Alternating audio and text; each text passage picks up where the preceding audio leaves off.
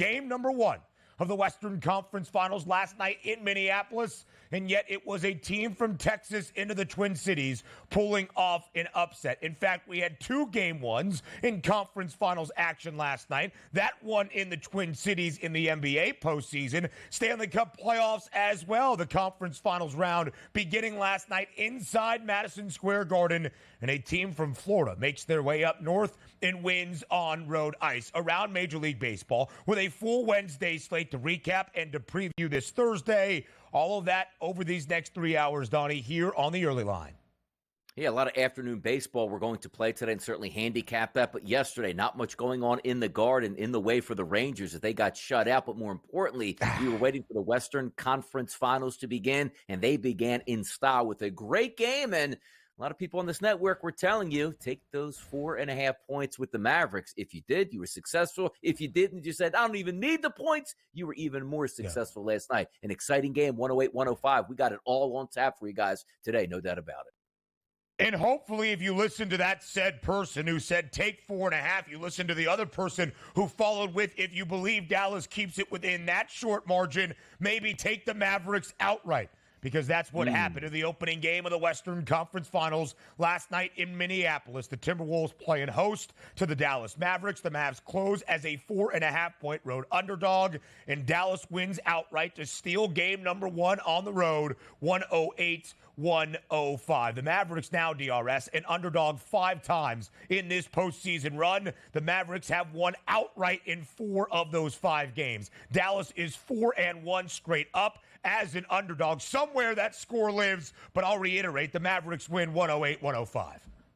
And also, you're taking a look at that final score and now say the Dallas Mavericks in command of this series. They are now the favorites, as they should be. But I'm going to tell you right now, don't you dare give up on those Minnesota Timberwolves after 1 game and a close loss at home. They will rebound in style. And also, shout out to the poll yesterday, which was asking you who you trusted more in this series. The big 2 for the Dallas Mavericks, the big 2 over there for the Minnesota Timberwolves. I went with Kyrie because it had a ring, and it's true yesterday. 63 total points scored between Luka Doncic and Kyrie Irving. They led the way. 30 for Kyrie. He was 12 of 23 from the floor. Didn't make a single three, and yet reached 30. Luka Doncic hit 3 triples. He was 3 of 10, but scored 33 points, a game high. Jaden McDaniels, the leading scorer for Minnesota, not necessarily a recipe for success for the Timberwolves to win a game in the Western Conference Finals on their own home floor. Ant and Cat, the Animals yesterday, not great. A combined 12 of 32 from the field between the 2 superstars for Minnesota. Plenty more around the association in our next segment. A full-blown breakdown and where the WCF stands after the opening game last night in Minneapolis. First game of the Eastern Conference Finals in the Stanley Cup postseason. The NHL's best team all year long, the New York Rangers, with home ice. But it did not make a difference yesterday inside the world's most famous arena. It was an even pick'em, DRS. Minus 110 money line number for Florida. Minus 110 money line price on the other side for the Rangers. And it was the Panthers taking game number 1 inside Madison Square Garden, blanking the Blue Shirts on the other side. 3-0. Florida jumps out to a 1-0 series lead in the Eastern Conference Finals, now 3 wins away from a Stanley Cup final appearance. Look, we know both of these teams are good, and we know the Rangers had home ice advantage, but they weren't a favorite coming into the series. And sometimes, Ben, it just comes down to your goaltending, who's going to outshine the other. Igor Shesterkin is a great goaltender for the Rangers, but he was outdone last night. Sergei Bobrovsky, perfect, 23 saves in a shutout victory. That's how you get the Eastern Conference Finals started if you're the away team sneaking in and escaping with a victory in the Garden.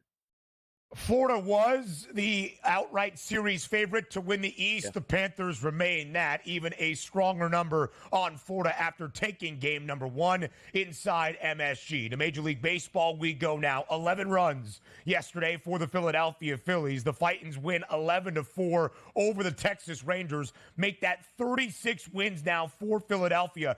36-14. The mark for your Phillies, DRS, the best start through 50 games in Major League Baseball in over 2 decades since the 2001 Seattle Mariners.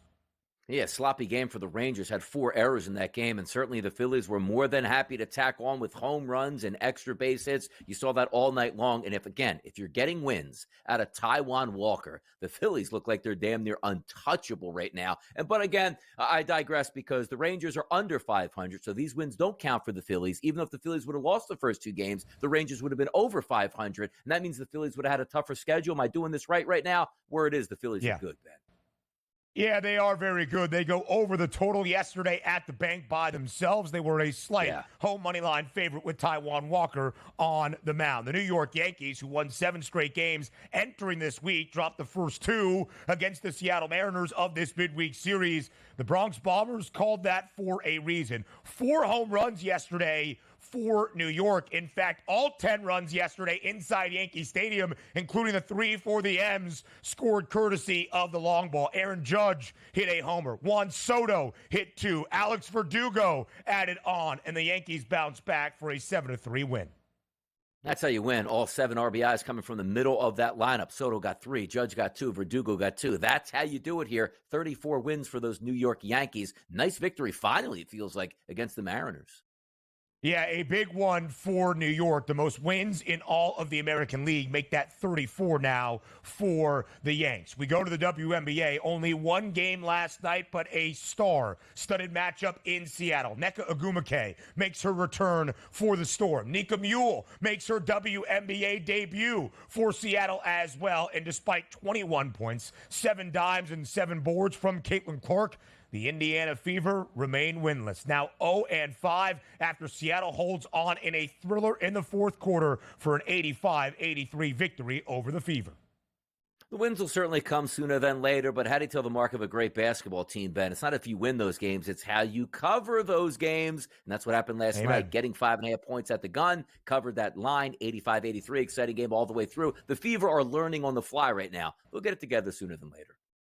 A total of 167.5 does creep over. Indiana now has covered in 3 straight games, despite dropping all 5 to begin this season. They got to start figuring things out for a losing franchise in Indianapolis the last 7 years. All NBA teams announced last night to highlight that first team: Nikola Jokic, Luka Doncic, and Shai Gilgeous-Alexander, who, because of making first-team All-NBA, is entitled to a Supermax extension next offseason. It's one of those things where you really cheer on your hometown team here, but hope your superstar player just doesn't hit the pinnacle here to cost your team more money. But that's the product of, I'm pretty sure that OKC is like, you know what? He's deserving of it, and they will rightfully pay him. But it's just such an interesting structure. We make more money by something based on other people voting for your money at that point. It is kind of crazy. A landmark moment in collegiate athletics this summer is going to be to bring some sweeping changes to the climate that we know in college sports. House versus NCAA, pretty much going at the structure of how the NCAA runs as an organization, is going to be ruled on in January of 2025. So now conferences around the country are trying to agree to the settlement of House versus NCAA. That included yesterday the NCAA Board of Governors. Virtually too long didn't read. The NCAA has now ruled and settled to an agreement that will allow conferences to allow their institutions, those actual universities, to start paying college athletes. Yeah, I just hope this leads to no bowl games and kick out the teams that stink. Let's get a 30-team super conference and make it just like the NFL. We'll love it. There's plenty more to get to on the early line next.